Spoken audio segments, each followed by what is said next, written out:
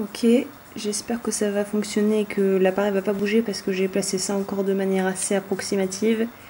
Toujours pas de petit trépied, mais j'y travaille. Je pense que j'essaierai d'obtenir ça voilà, dans le courant du mois ou le début du mois prochain. Enfin bon, j'essaie de me débrouiller pour pouvoir utiliser au mieux et plus souvent l'appareil photo qui est quand même d'une qualité supérieure à la webcam de mon ordinateur, ça va sans dire.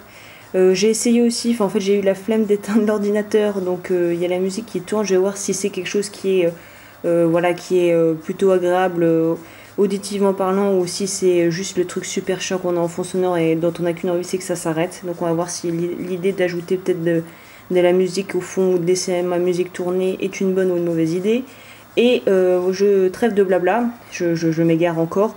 Donc là, comme tu peux le voir, il y a dans mon étau, bon, c'est pas flagrant là, mais en fait, c'est une bague. Donc, c'est une bague réglable. Donc, comme elle est assez épaisse et que j'ai utilisé une plaque, elle rentre parfaitement et elle peut être super bien maintenue vu que le cabochon est très gros. Donc, en fait, ce que je voulais faire, c'est que je voulais en profiter rapidement pour pouvoir montrer la technique de sertissage entre guillemets classique qu'on utiliserait. Bon, là j'ai utilisé une bande d'argent fin pour le contour, mais la technique classique qu'on peut aussi utiliser pour les sertissages avec de l'argent massif qui est donc beaucoup plus épais et donc beaucoup plus dur à travailler pour le sertissage. Donc je vais essayer de faire ça rapidement. Je sais pas si on verra bien, j'espère, parce que je peux pas toucher au réglage en même temps. Donc en fait voilà ce qui se passe. Donc là je suis passée directement à l'étape où j'ai installé le cabochon. Donc jusque là tout va bien, rien de nouveau.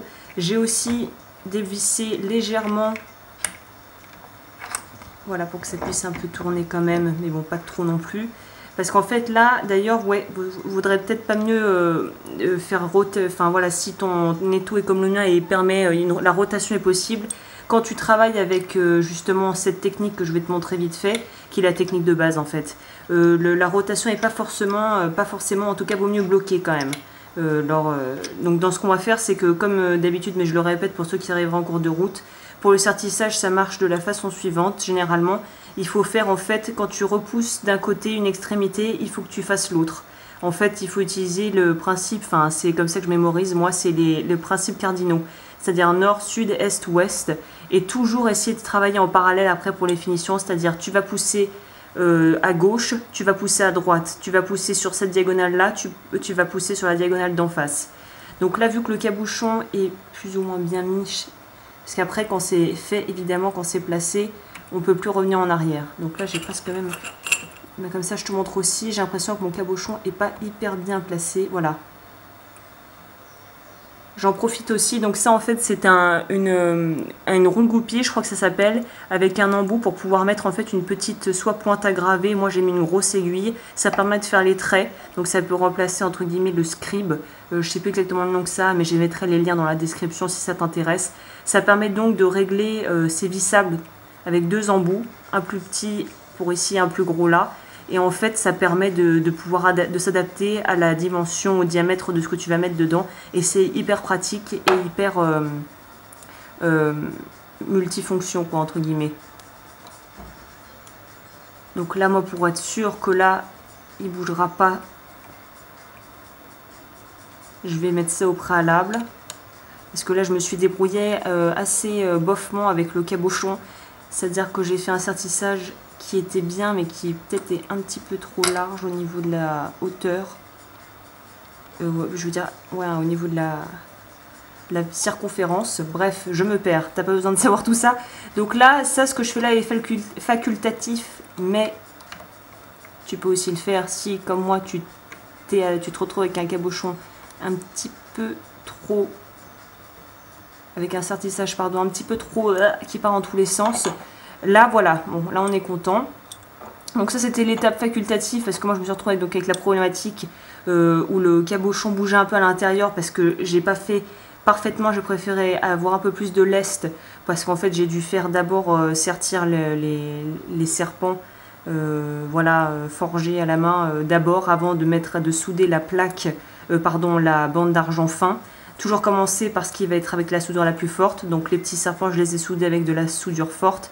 La plaque d'argent, pardon, pourquoi je veux dire plaque? La bande d'argent fin, je l'ai fait avec de la soudure moyenne pour être sûr que ça tienne bien. Et donc là, pour le coup, vu qu'il y avait de la déco autour et que le cabochon, voilà, était assez énorme, j'ai préféré viser la sécurité, la tranquillité en faisant une bande d'argent, en prenant un périmètre qui est un tout petit chouïa plus large que la taille exacte du cabochon.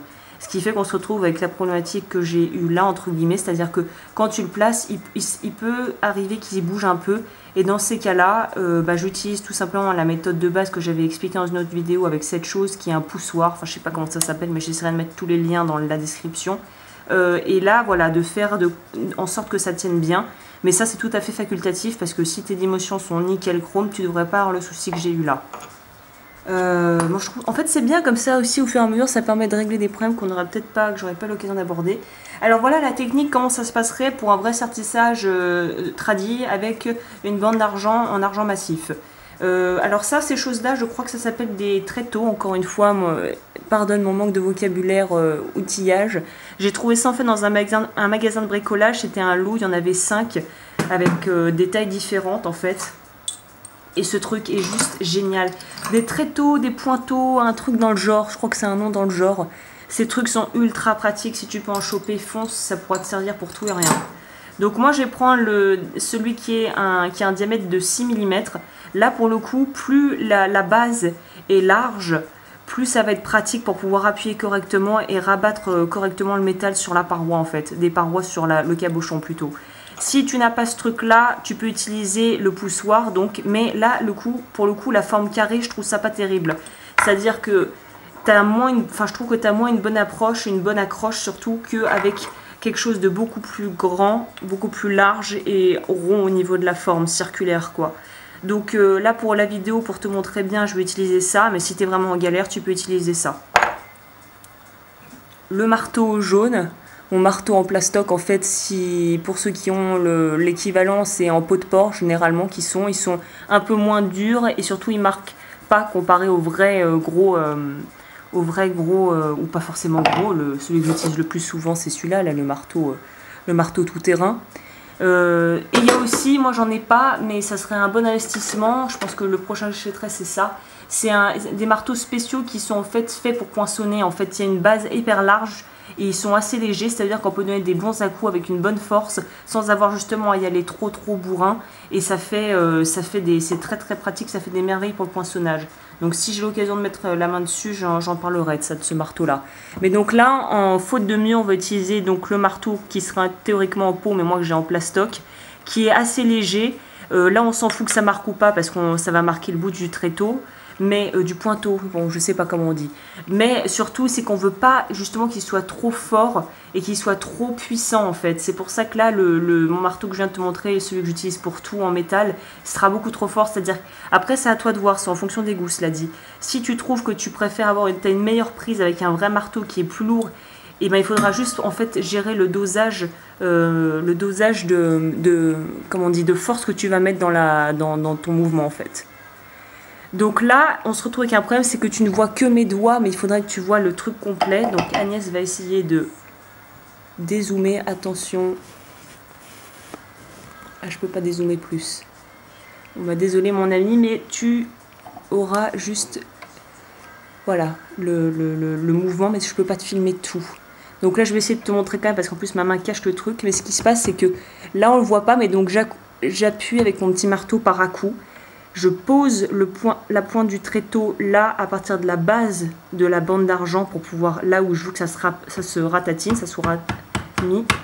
Et en fait, petit à petit, tu pars presque à un angle à plus de 90 degrés quand même, mais quasiment, voilà, on va dire 70, quelque chose comme ça.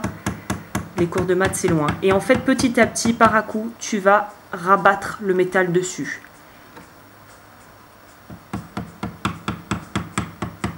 Vraiment, il faut y aller doucement. En plus, il faut aussi prendre en compte, j'en ai déjà parlé, j'en parle souvent, mais de l'indice de Mohs, l'échelle de Mohs, c'est-à-dire que si tu es une pierre ultra fragile, tu as intérêt à y aller ultra mollo. C'est pour ça qu'il faut vraiment savoir ce que tu veux au niveau du dosage. Enfin voilà, il faut vraiment être sûr de ton coup et s'entraîner peut-être avec des pierres pas de très grande valeur au début. Et en fait, ça fait un peu comme ça pourrait faire comme on dit, un marteau-piqueur, un truc où ça se fait comme ça. Enfin bon, je me comprends, je pars dans mes délires là. Mais voilà, donc tu pars d'un angle presque à 90 et petit à petit, tu rabats au-dessus. Toujours en gardant cette idée que tu vas faire en haut à droite, tu feras en bas à gauche, et ainsi de suite. Toujours essayer de croiser. Là, j'ai fait un peu à l'arrache, mais voilà l'idée.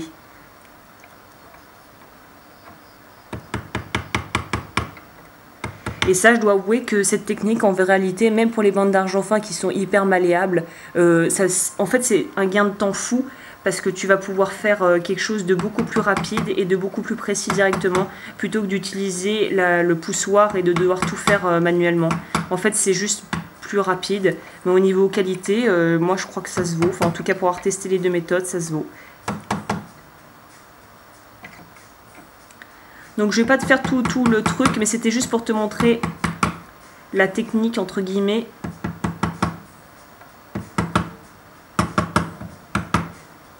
Basique.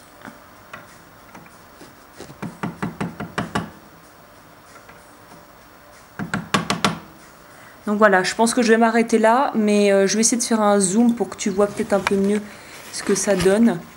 Et encore, attends, le zoom, là on s'enflamme un petit peu. Hein. Voilà, je sais pas si tu vois bien, mais s'il fallait faire un méga gros zoom, je crois qu'il me focus un autre truc. Désolée, toujours les méandres de ma vidéo, c'est... Voilà. Pour te montrer peut-être de plus près ce que ça donne.